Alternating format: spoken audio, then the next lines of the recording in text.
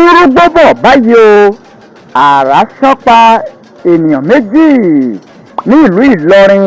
Nǹkan tó ṣokùnfà àrá ọ̀hún ni kò tí ì yé ẹnikẹ́ni, ṣùgbọ́n ó ṣeé ṣe kó jẹ́ ọ̀rọ̀ tó ń lọ láàrin àwọn ẹlẹ́sìn mùsùlùmí àti ẹlẹ́sìn ìṣẹ̀ṣe ló ṣokùnfà àrá ọ̀hún, gẹ́gẹ́ bí àwọn ènìyàn ṣe ń gbé ìròyìn ọ̀hún káàkiri ní ìgboro ayé.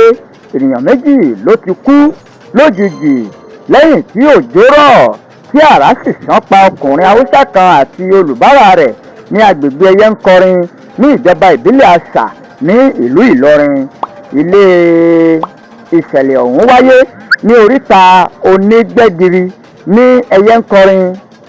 Ó ṣojú mi kòró tó bá akọ̀ròyìn sọ̀rọ̀ Mojib Onígbẹ́giri tó bá àwọn akọ̀ròyìn sọ̀rọ̀. Ó ṣàlàyé pé ọkùnrin Haúsá ń tiẹ̀ òun àti èkejì rẹ̀ lásìkò tí àrá ọ̀hún ṣán tó sì gba ẹ̀mí àwọn méjèèjì ní aago 6:30 ní ọjọ́ tó rékọjá.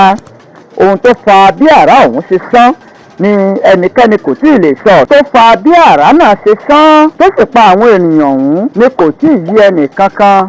Àwọn olùgbé agbègbè náà wọ́n ti ké sí ìjọba ìpínlẹ̀ àti iléeṣẹ́ ọlọ́pàá tó wà ní agbègbè náà láti wá gbé òkú àwọn ènìyàn ọ̀hún kúrò. Alukoro fún iléeṣẹ́ ọlọ́pàá ní ìpínlẹ̀ Kwara, SP Ọ̀kásánmí Àjàyí, ó ti fi ìdí ìṣẹ̀lẹ̀ ìròyìn yìí múlẹ̀ fún àwọn akọ̀ròyìn. Ó ní òtítọ́ ni ìṣẹ̀lẹ̀ náà wáyé ní agbègbè Onígbẹ́giri